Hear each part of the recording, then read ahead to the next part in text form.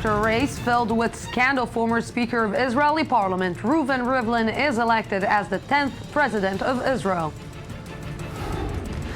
Fighters of the extremist group, the Islamic State of Iraq and the Levant, seized control of Iraq's third largest city of Mosul. And the 64th FIFA Congress begins as football confronts its biggest corruption scandal over the 2022 World Cup in Qatar. FIFA President Sepp Blatter launches an attack on the British media that exposed the allegations.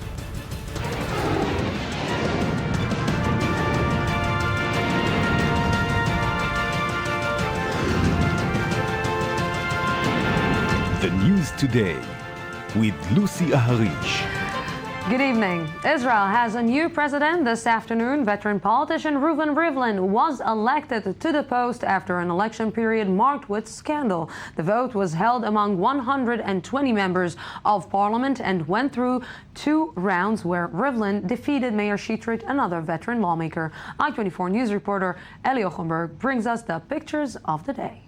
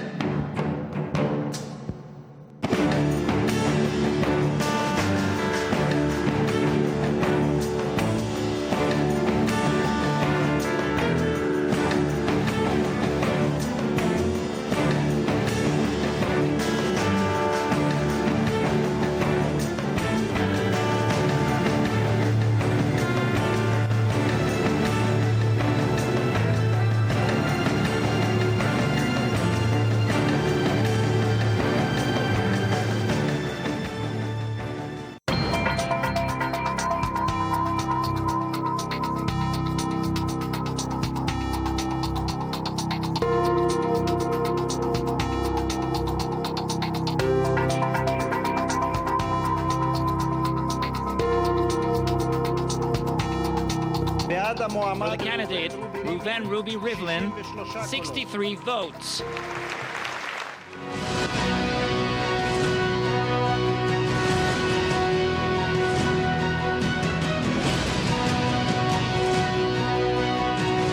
From now on, I am no longer a party member.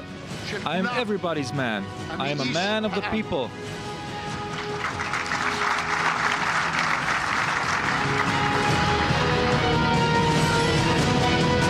Long live the State of Israel.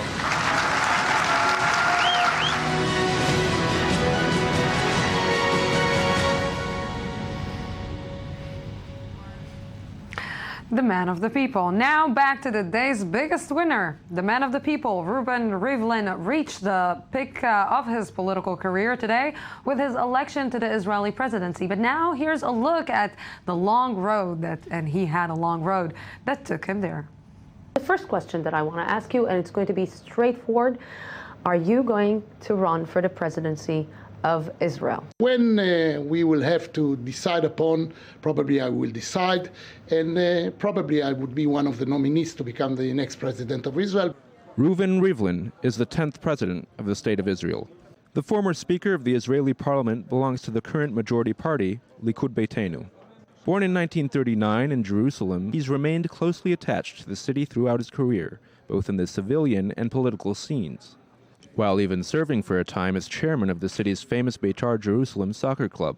In 1988, Reuven Rivlin entered the Knesset, re-elected for the second time in 1996. He hasn't left his seat since. After the 2003 elections, he was appointed for the first time as Speaker of the Parliament. Despite his opposition to the 2005 disengagement from Gaza, he decided not to join the rebels within the Likud party against the Prime Minister at the time, Ariel Sharon. Already in April 2007, Rivlin was a nominee in the presidential election and came in second after Shimon Peres, after winning 37 parliament votes.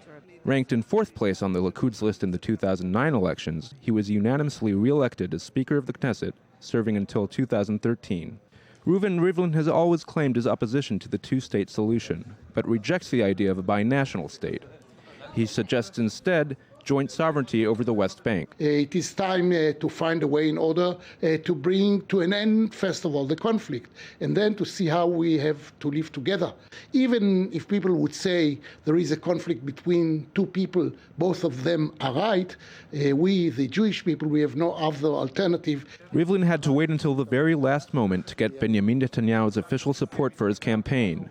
The two have a tense relationship, as Rivlin has repeatedly criticized the government and blamed it for trying to circumvent the legislative branch and restricting the Knesset's power. And as Israel's parliament elected a new president, Shimon Peres, perhaps the most significant figure in the Israeli political arena, is preparing to leave office. I-24 News reporter Uri Shapiro looks at the long road Peres made from failed campaigns to today. My friends called me a loser. Have I lost?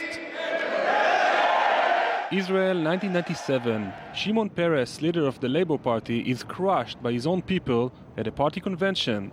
3 years later, he would lose the presidential race to a mediocre politician who was later sentenced for assault. From the low point of his career, defeated and humiliated, Shimon Peres, the man who lost more election campaigns than any other person in Israeli politics, became one of the most popular and honored people of this country.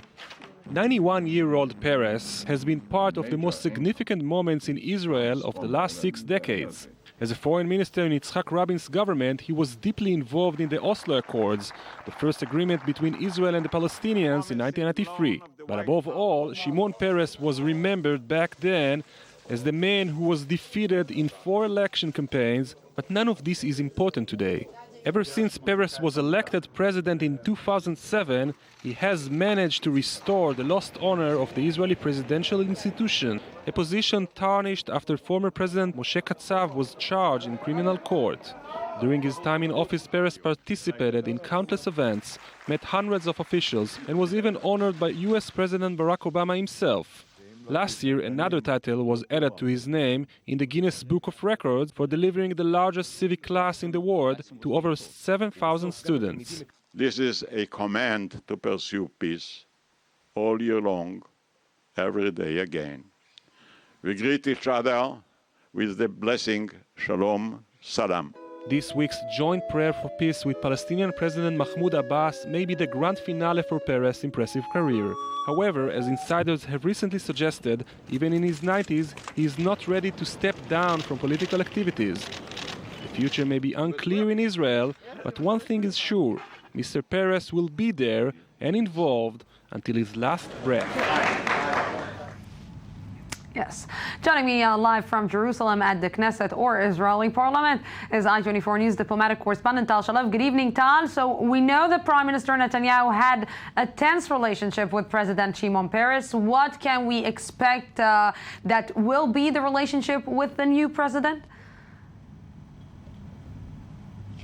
Good evening, Lucy. Well, one thing is for sure, no champagne bottles are being opened this evening at the Prime Minister's house in Jerusalem.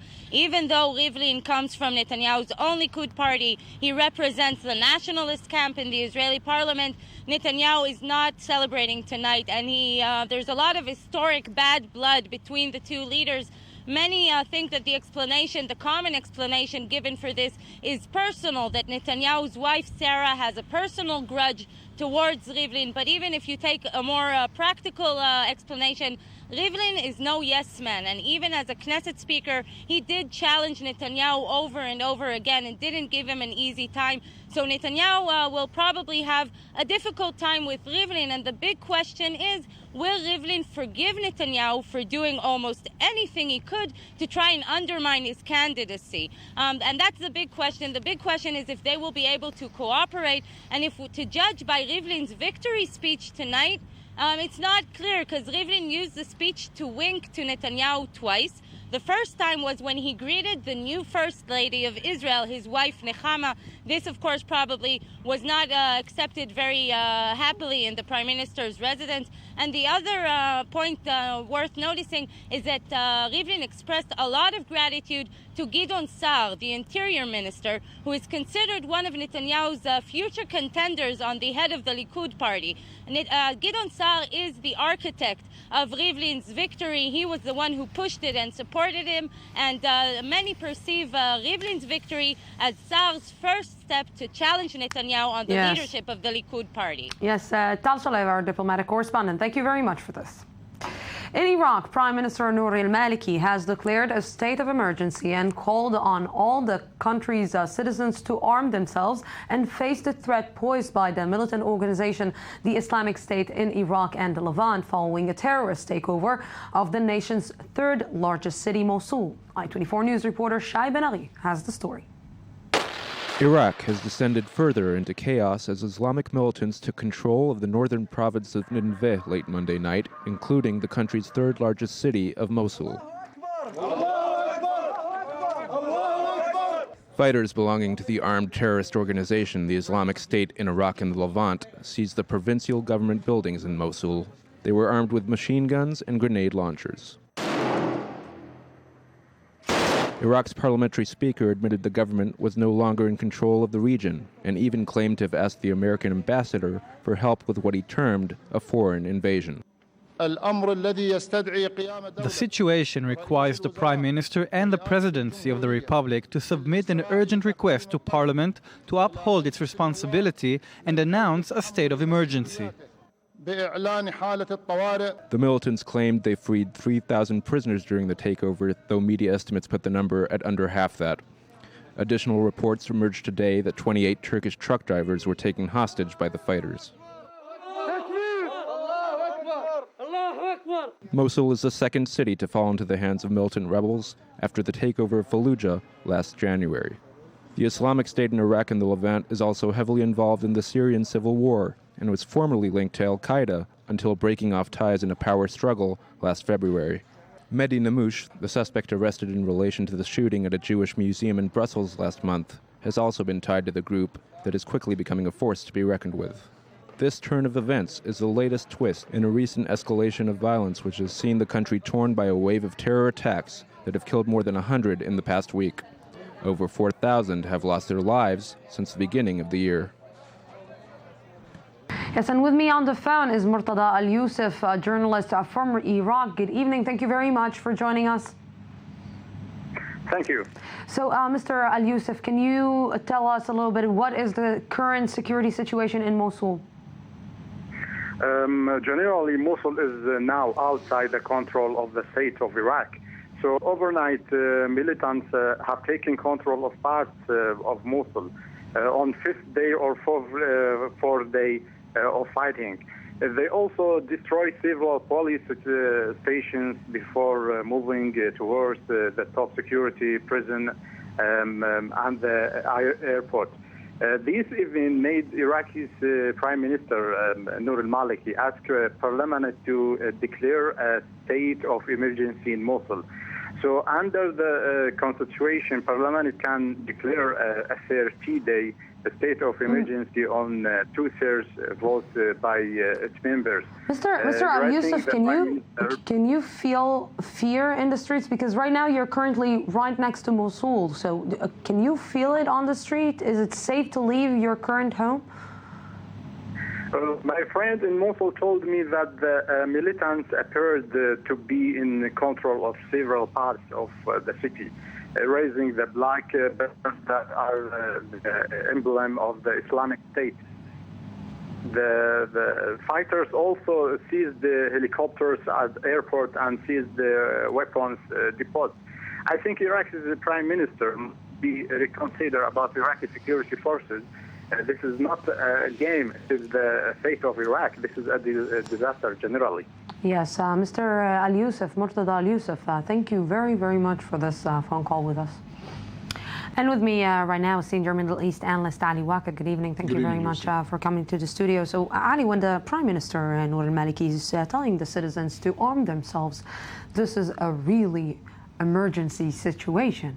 Yeah, that's true, and I think we can have another justification. A couple of minutes ago, and before getting into the studio, an Iraqi colleague of mine told me that the Islamic State in Iraq and in the Levant are already in Kirkuk also, which is a second important city of the Ninawa province of this Kurdish majority part in Iraq, which means that the coming days are going to be very bloody, very violent, and very important for the future of Iraq. When all the What does it mean? What does it mean? It means that the Iraqi security forces lost power on Iraq?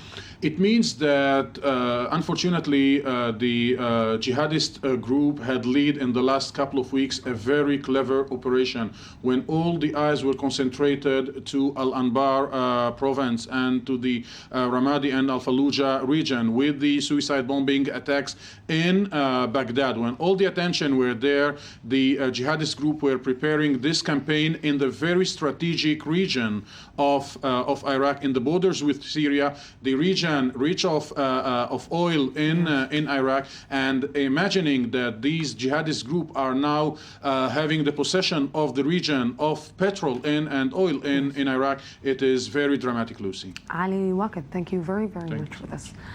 And now to Inside Israel.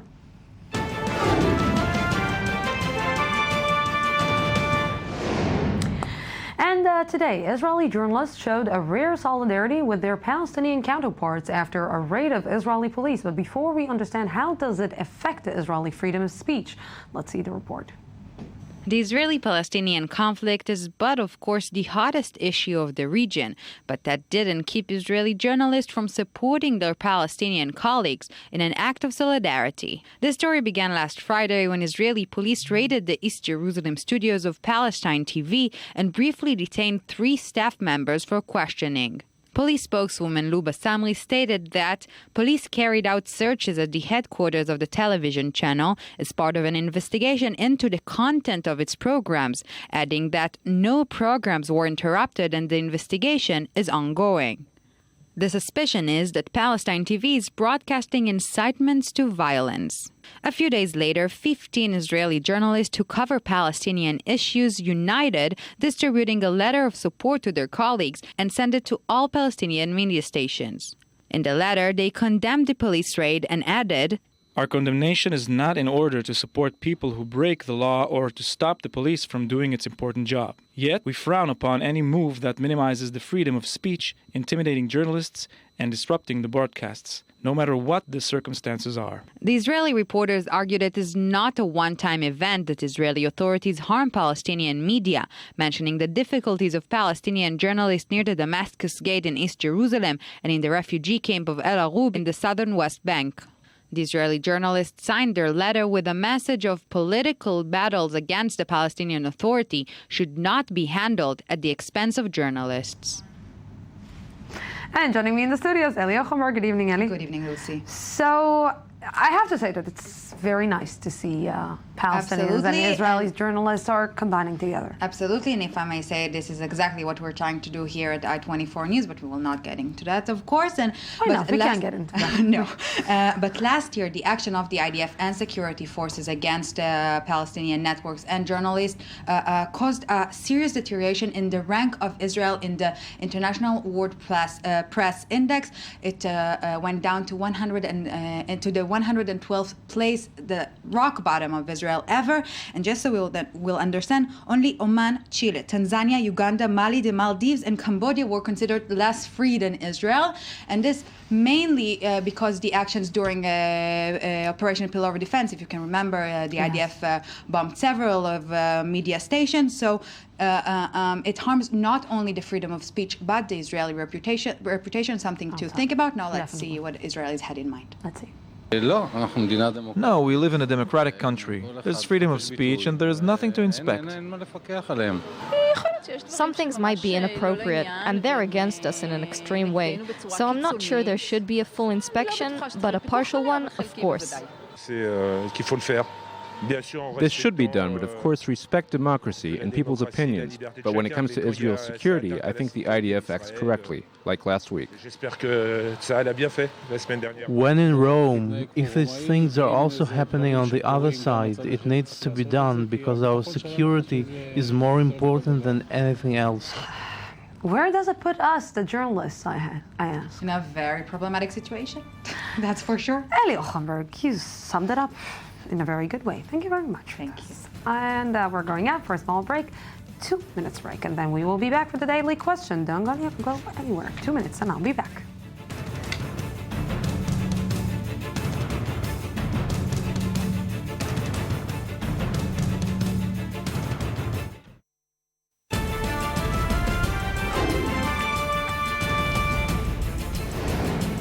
After a race filled with scandal, former Speaker of Israeli Parliament Reuven Rivlin is elected as the 10th President of Israel. Fighters over the extremist group, the Islamic State of Iraq and the Levant, seized control of Iraq's third largest city of Mosul. And the 64th FIFA Congress begins as football confronts its biggest corruption scandal over the 2022 World Cup in Qatar. FIFA President Sepp Blatter launches an attack on the British media that exposed the allegations.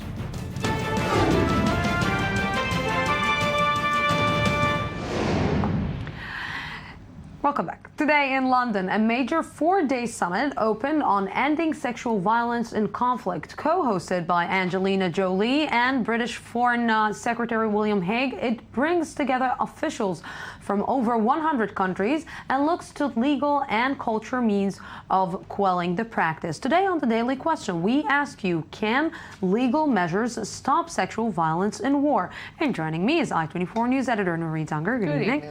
And also Dr. Yofi Tiro, senior lecturer in the Faculty of Law in Tel Aviv. Good evening. Thank you very much for joining us. We will get back to you in a short while.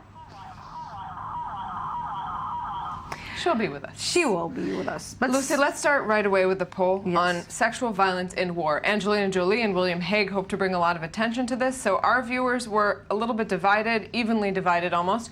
44% said yes, that legal measures can indeed help stop sexual violence in war. 51% said no. There were a lot of pessimistic responses we got, I have to say, and this has been in the news a lot. Some people have this notion maybe that this is something from the time of the Rwandan genocide or before, when rape was considered just simply a byproduct of war. But with Syria, with this Egypt story in Tahrir, what just happened this week, it's just as relevant as ever. So let's take a look at the pessimists. There were a lot of them. Jamie Wells said, if this conference was held in Africa or India, it might be of use. In London, it's a photo op. A lot of people said this is just another celebrity getting attention, or this is just a photo op. There's a valid point here. Maybe if you bring it to a country that has this problem and not so much a place like London, it's more likely to be effective. You know, it always confuses me when I see celebrities that are coming and dealing with these issues and bringing more awareness about this really difficult stories. And I'm saying, I don't know if it's really helping or it is just a photo. A lot of our viewers said, you know, at least it brings attention. But the issue of legal measures, people don't think, a lot of our viewers seem to think that they can't really help. Mo said there's no real practical law or action that can be done to end sexual violence during peace or war. It all has to start from education. And also there's Dan Nichols, who also goes to this direction, culture, education, and so on. He says, no, sexual violence in war is largely about education and culture. You may hear of isolated cases of American or British soldiers committing rape, but certainly not mass rape as a weapon of war. So he makes the argument that we see this in certain countries, in certain armies, it's accepted in certain places, and that it has to start with culture and education and not so much in the legal arena. So let's ask Dr. Yofi Tirosh, who are joining us right now via Skype. Good evening, Dr. Tirosh. Good evening. So, Dr. Tirosh, I'm trying to understand, even if you want to legalize something like sexual abuse in a wartime, can you actually prevent it from happening on the field? Well, many of the viewers said it's about education and it's about culture, and I think that's a big part of it. But what we also should consider is that legal cases and legislation like treaties or actual domestic legislation bring about public conversation. So they affect the public opinion, they raise consciousness. We know it from sexual harassment cases. So even if we don't catch all the predators and we do not prevent sexual harassment because it is very deep in our culture, in our sexist patriarchal culture, many people changed their views just because the law was discussed, the new law was discussed, and people became aware of it and they start thinking of it. So an international support like the one we saw this week of ending sexual violence in war is in itself a preventative measure. Yes. But there are also other steps that are already being done by the UN, which are, say, let's add more women to the UN peace forces. If you add more women at the checkpoints, the male soldiers are a little bit more reluctant to I think what you're saying is to add more women to key positions. It's a really smart move, and maybe it is. It should start in education. Dr. Yofi Kirosh, thank you very much for this. That's a great segue to those who said that legal measures can help, because it is true, one of these aspects, you're saying more women in those kinds of posts, it's not only there, it's as judges in those positions of the people who are making the decisions on war crimes. Maybe we do need more women there. Let's go to those then that said legal measures can have an effect. Liala said, yes, sexual violence in wartime must be internationally recognized as war crimes and perpetrators must be tried and convicted. It has been since 1993 or so, been convicted, been considered as a war crime. But Matthew Chase makes a good point that even though it's considered, he says, legal measures are the basis of justice and ending this kind of terror, but they need to be far stricter. Most war criminals are acquitted of charges on sexual violence because it's vague. This is a big major point on the legal side, because you had this event also in March, just March of this year, where we had a Congolese militia leader who was charged with involvement in a massacre but acquitted of rape because he didn't commit the rape. So maybe there's a loophole there, as they suggest, that Not only needs to that, be closed. I don't want to even start imagining, we're just dealing right now with the story of the Boko Haram abducted girls, and I just don't want to even start imagining what can happen if something is happening to these girls. And a big issue, sex slavery is just as much of a part of violence that we're talking about, and that's certainly an issue that's being brought up a lot in Nigeria. Let's end then on a positive note with Zoe, who says, in times of war, chaos and people are much less likely to comply with laws, but that said, mobilizing the international community is very important. It's not only through legal laws, but also through just exposure. And at least this conversation, a summit here, a summit there, can't hurt. Yeah, Nurit Zanger, thank you very much for this. What I'm saying for all the celebrities, just stop taking pictures, just stop talking about it, just go and visit and act and educate. That's it. Nurit Zanger, thank you very much for this. And we're going out for a small break, 2 minutes break, and we will get back with the rest of the news today. Don't go anywhere.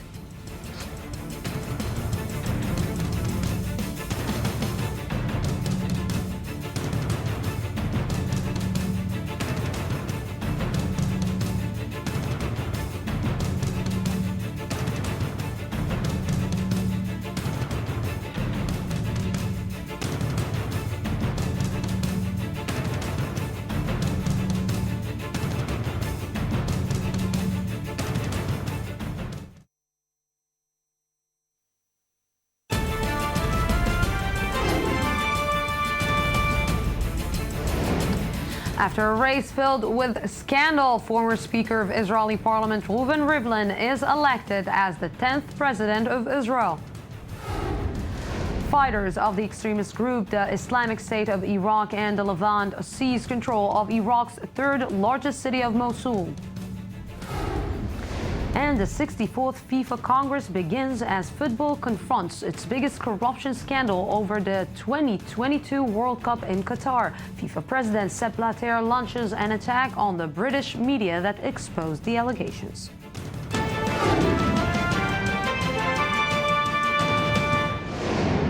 Welcome back. Sao Paulo transportation workers announced that they will stop the controversial strike in town that caused chaos a few days before the World Cup's launch. I-24 News reporter Ur Shapira has more on the troubled País Tropica. 48 hours to the first game of the World Cup, the atmosphere in Sao Paulo, Brazil is boiling mostly outside the stadium. Transit employees suspended a strike that has paralyzed the city for 5 days. However, the angry workers have threatened to resume their walkout on Tuesday after holding a vote on the issue. It's important to say that we aren't going to be advocating against the goals Neymar scores or the goals of Brazil's national team. Our mission has nothing against the games. The strike started over a pay dispute and became even more violent on Monday after negotiations with the government failed and 42 employees were fired over vandalism. Now it became the personal battle of the protesters to reverse the government decision. Sao Paulo is one of the most crowded cities in the world, with a population of more than 11 million residents. Now, when the World Cup is coming to town, tens of thousands of soccer fans will flood the city. The Brazilian government has invested billions of dollars in the games, but despite the chaotic situation, officials are not concerned and are determined to act harshly against the protesters. I don't know in Brazil a strike that has persisted in defying a judicial decision, so I think it's likely that the strike will be resolved. Now the hosts hope to bring back the joy and excitement to the soccer field and to forget about the rest, at least until the end of overtime. And now to sports.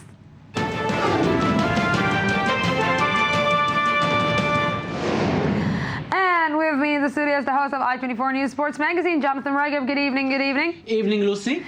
A lot of scandals. A lot of scandals. But it's such a long time until this. Yes, the FIFA Congress. 2022. The FIFA Congress is convening now in Brazil. We're 2 days ahead of the World Cup in Brazil. Yes. You would think they'd be speaking about the World Cup in Brazil. Do they? No, they don't. What do they speak about? Qatar 2022. We have spoken about this a couple of times as well. Yeah, more than once or twice. That worried about that because we said, it's in 2022. Okay, but FIFA is worried because allegations are coming up now. Apparently, some British tabloids, they have actual proof that the World Cup in Qatar was actually bought by a Qatari billionaire who just paid off the votes. So they say this allegation worries FIFA President Sepp Blatter, who lashed out today at the British tabloids. He called this no less than racism. He was sitting today ahead of the FIFA Congress with members of the African Football Federation and Asian Football Federations, and he said, all these Europeans, all these things are saying the racism. One thing we should bear in mind, Lucy, the elections for the FIFA presidency will be held next year. Sepp Blatter is seeking re-elections. He needs all these votes. This is good for him. Votes, but when he is accusing the other side of being anti-Semitic and all these kind of accusations, he's not such a clean sheet after all. Not a clean sheet at all. But he needs those votes of the African federations, of the Asian federations. That is why it's no surprise that he's strongly backing Qatar's bid, the Qatar's actual hosting of the 2022 World Cup. That is a signal to the Asian federations. Vote for me, I'll take care of you. Same thing with the African federations. And then when allegations come, and they come from Europe, that's a good place to say these racist Europeans, they're saying all these things because they have all these pre-ideas about us, but I will be backing your bid for the 2022 World Cup. It's going to be too hot. You're mistreating foreign laborers. We'll leave that aside. But let me try to understand. After the British tabloids and the British media is saying that it has proof, and what the proof that it has, and what is going to happen in the next few days? I can be quite positive of the fact that at least in the coming year, no changes will be made to the 2022 World Cup. Why? For the reason we have mentioned. Sepp Blatter needs the votes of the Asian and the African delegations to be re-elected as a FIFA president. He will make sure it doesn't move until 2015, until the vote. After that, it may be moved, but it will be, if it does move, it's going to be great embarrassment for FIFA. I'm not so sure they'll do it. They love money even more than they love football, those people. The Qataris should not worry too much, except the fact that it's going to happen in June, and in June in Qatar, it's pretty cold. It's either going to be played in 50 degrees in June, or the whole European footballing schedule is going to have to be modified for the World Cup to be held in November, as the ideas suggest. so many ideas coming up. If the World Cup wouldn't be held in Qatar, but somewhere else where he could play in June. Southern Hemisphere is good. Northern Hemisphere is good. We have plenty of other places. There were plenty of other good bids, but Qatar won. You know, Jonathan, I wonder how me and you would look under 50 degrees. Yes. Under 50 degrees playing football. Have you seen a tomato? That Yes. would be me. That would be me as well. Jonathan Regev, thank you very much. Thank you, Lucy. Yes, and German Chancellor Angela Merkel reaffirmed her support today for Jean-Claude Juncker as the next president of the European Commission, facing EU leaders with high criticism of him. The meetings on the future of the EU were held amid a high-profile campaign by Cameron to reform the EU, and Britain sees Juncker isn't fit for bringing about the changes needed. And with me in the studio is I24 News London correspondent Jonathan Sashadoti. Good evening. Good evening. Good to have you. Good to be back. I just love your accent, and I'm trying not to do a British accent right now. So let's start with what are the main reforms that Prime Minister Cameron wants to be passed in the EU? David Cameron's promised the British electorate that they'll get an in or out vote whether we should stay in the European Union, but not before he reforms Britain's arrangement with Europe. So that's why he's so against this appointment, and he's been trying to convince Angela Merkel and other European leaders that a less federalist European president would be somebody better equipped to make the changes needed in the European Parliament, and that's what he wants. He says that Europe is too big, too bossy, and interferes too much in individual nations. He thinks that Europe should only be helping when there's a trade issue or things where it can help nations, but otherwise it should be nation first and not Europe first. How worried he is about the UKIP party? Well, UKIP obviously did very well in the European elections, and what many see that as being symbolic of is that the British public perhaps share this opinion that Europe has too big a control over their lives and that laws should be made in Britain and not in Europe. And that's why David Cameron is now very keen to take a firmer position when he's negotiating with Europe, in order that when he comes to offer this referendum to the people, the Conservative Party can claim back some of those Eurosceptic voters that have for this election gone over to UKIP, perhaps to show their dissatisfaction with the situation as it is. So if we want to take one step, let's say, one look into the future, how the general elections are going to look like?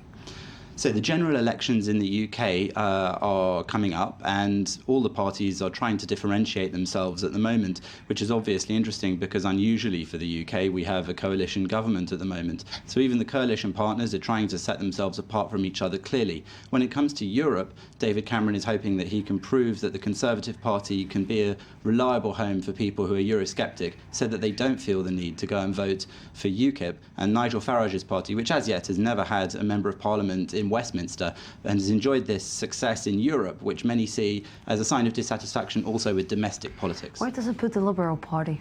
Well, the Liberal Democrats are assumed to be on a route to disaster in the general election. They were last election's protest vote. Many students voted for them, and then they went along in the coalition with the Conservative Party's plan to triple tuition fees for universities. And of course that meant that many of their student voters are very unlikely to vote for them again in the next general election. But they're hoping that their involvement in what has been a fairly successful coalition government... It's got to do with Nick Clegg, their leader?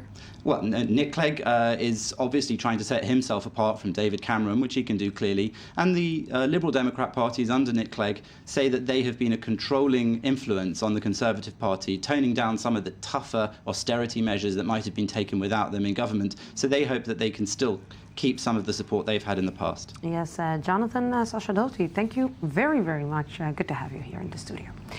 And we're moving. The Pakistani army says they've launched airstrikes in the region near the Afghan border, killing at least 15 militants.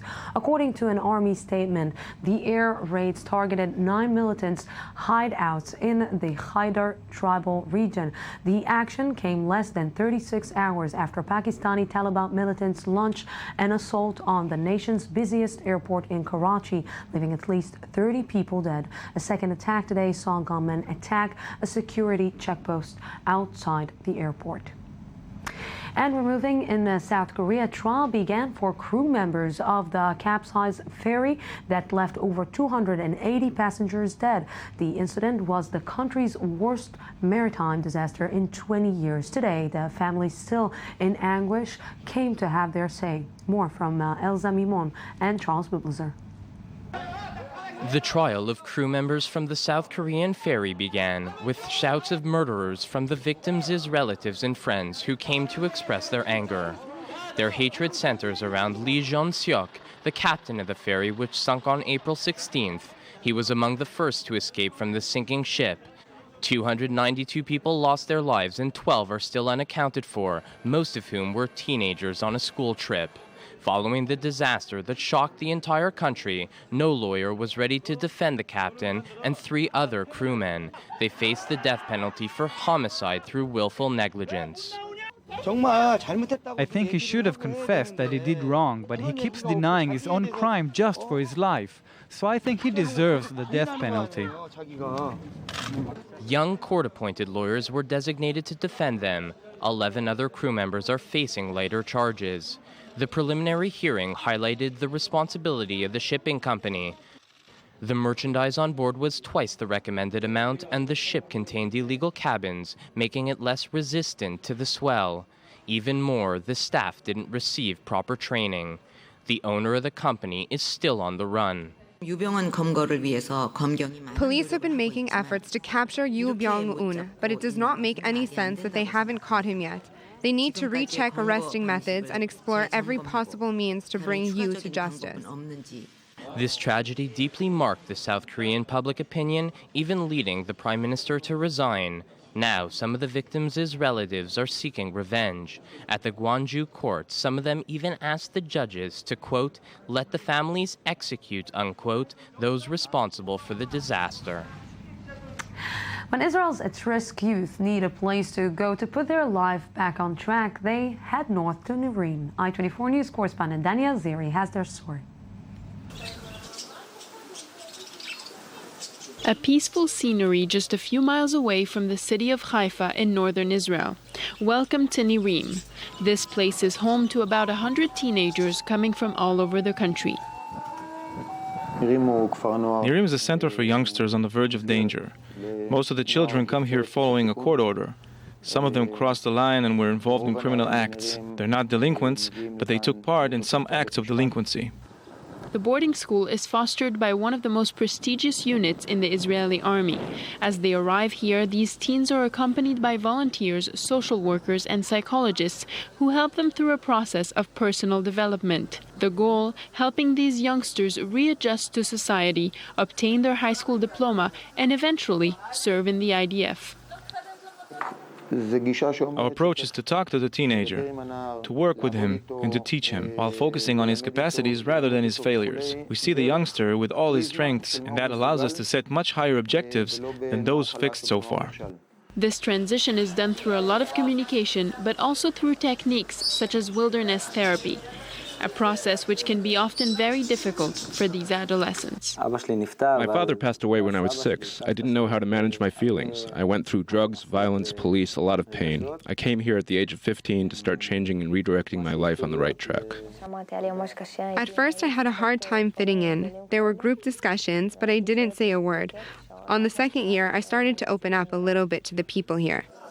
These young people's journey at Nirim is full of challenges through which they learn to cope with complex everyday situations.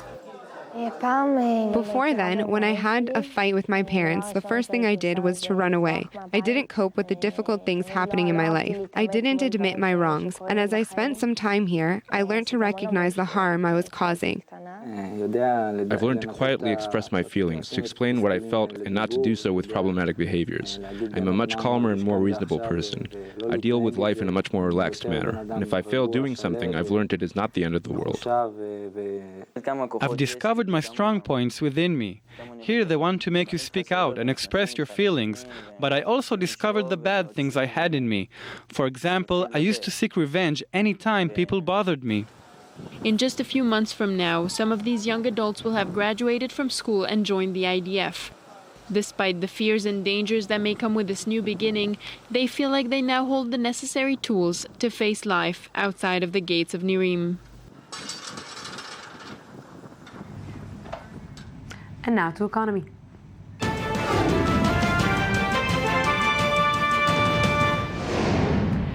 And with me is financial analyst Lionel Friedfeld. Good evening. Good evening, Lucy. Let's talk about rich people, but really, really rich people. Exactly, and there's 16 million households that holds assets more than $1 million, liquid assets, outside of the real estate that everybody can have. So they basically have $1 million investment, securities, equities, debt, whatever you want, but they have more than $1 million. Like they have more than $1 million, and it's like they can take it out whenever they want. It's not put, closed, or exactly, it's liquid money. Exactly, liquid money, and actually it's a growth rate of 20%, which means it's 2.6 million new households in 2013. And we're speaking about ultra high net worth. That net worth is more than $100 million liquid. You also have a 20% growth, and they're managing one figure, 8,400 billion of assets. 800, again, say the number. 8,400 billion of assets. 8,000. Oh, I cannot even repeat the number. Oh my God. How many people are we talking about? Actually, we're speaking a lot of people, different geography. Maybe we can have a look on the map. The US is actually leading the number of households. You have 7.2 million households in the US for the net worth category. Number two is interesting, it's China. And China become from the first time in the second rank, and they passed Japan. And it's logical because Japan economy is going a little bit, slower, and China is basically taking over the world. We saw it last week in Israel, and we saw it every day in Europe and in the US. And basically also Europe is interesting because Europe is holding good position. Germany is in the 5th position. France is in 10th position. Actually in the 6th position for ultra net worth. So there are a lot of money in Europe. A lot of money in Europe. Exactly. So just to go and move to Europe, you're saying? Actually, the new money is coming from Asia. So move to Asia, move to Japan or China. China, Singapore, and Israel is not doing bad because they rank number 10 on the map. It's large family, Israelis family. They did a lot of exit in Israel. Yes, Lionel Friedfeld. What can I tell you? I don't know now if to go to China or to stay in Israel. We'll join the club soon. Thank you very much, Thank Lionel. you much. Orthodox Jews are not usually known for their sense of humor, but surprisingly, comedy is thriving within the Orthodox Jewish communities. Religious comedians are modernizing and Orthodox humor with an up-to-date approach. Daniel Campus from Our Culture magazine took a look. You brave enough to take Orthodox kosher comedy. Probably the first thing that comes to your mind are comedians like Woody Allen, the Three Stooges, and even Krusty the Clown. But these famous Jewish comedians don't qualify in the category of Orthodox kosher Jewish comedy. A new wave of comedy is emerging in Ashkenazi Orthodox communities in the United States. God-fearing, bearded men are going beyond making cliché jokes about gefilte fish and circumcision. These Orthodox comedians are edgy, risky, and outrageous. David Finkelstein is not afraid of making jokes about anti-Semitism, celibacy, and sexual temptations. Recently, there was a swastika spray painted in my neighborhood. And I'm a comedian, so I totally got the joke. We would like to wish you and your family a sweet New Year. Comedian Mandy Pellin's slapstick humor on technology is modern and unique. His video How to Dip Your Apple in Honey went viral on YouTube and social networks and continues to do so every Jewish New Year. Pellin's jokes on Jewish dating are also among people's favorites. This is Sasha Malka. She's about to go on an amazing shidduch date. She heard wonderful things about this guy from all the yentas in town. Well, good luck. Gotta go. Right? Orthodox women also have a place in this mostly male-dominated landscape. Leah Forster is a star performer of comic songs. She's very popular among Orthodox women, and Forster labels her DVDs for women and girls only, and refuses to share her videos with men and with non-Jewish people. Religious law is the main guide for Orthodox communities, and therefore, to remain supportive of comedy, the jokers need to behave according to the standard norms of the community. Modesty in both in dress and language, and also tactfulness to not offend religious feelings. As the boundaries of Orthodox comedy are expanding, Orthodox Jews honor the words of King Solomon, who in Ecclesiastes said, "To everything there's a season, a time to weep and a time to laugh." Talk Yiddish to me. Who says that Orthodox cannot joke? Now to culture.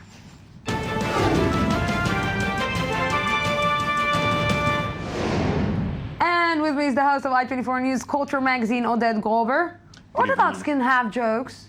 What's that? Sorry? Orthodox can have jokes. Of course they can, as long as it's in Yiddish and, give proper respect to whoever deserves it. I don't understand Yiddish, so let's continue. Let's keep going. To something else that I don't understand Yeah, quite different. Yes. Not a lot of Yiddish spoken at E3. E3 is one of the world's biggest conventions about the video game industry. Video game industry is currently the largest entertainment industry, bigger than movies, bigger than music, bigger than everything. And there are some major announcements at E3. Let's get going. Microsoft, it's basically Microsoft versus Sony. It's the Microsoft Xbox versus the Sony PlayStation. Both consoles have been released for 6 months now, and some major games are arriving. Microsoft announced Halo. It's their biggest franchise by far. There's some amazing graphics. It's no doubt it's going to be a huge success. It looks like a trailer from a movie. Yeah, it definitely. It's amazing. It looks like a movie. There are some very cinematic games as well. There are some major cinematic moments in this game, Halo, and in other games that we'll get to. Let's keep going. Also coming to the Xbox is a beautiful racing game that you got to see it. Look at that. It's unbelievable. It's called Forza Horizon 2. It'll come out probably towards the... It looks so real. Yeah, and of course it's, official cars, more than 200 cars for you to drive, and lots of tracks, and lots of young kids to, really beat me hard online. I want to say something. I'm not going to say it. Now I understand why men prefer to sit down in front of this and not to talk with their wives and girlfriends. It looks great and it's a lot of fun, There's I don't know why. Of course it's fun. Are you not a gamer? Is that what you're saying? I'm not a gamer.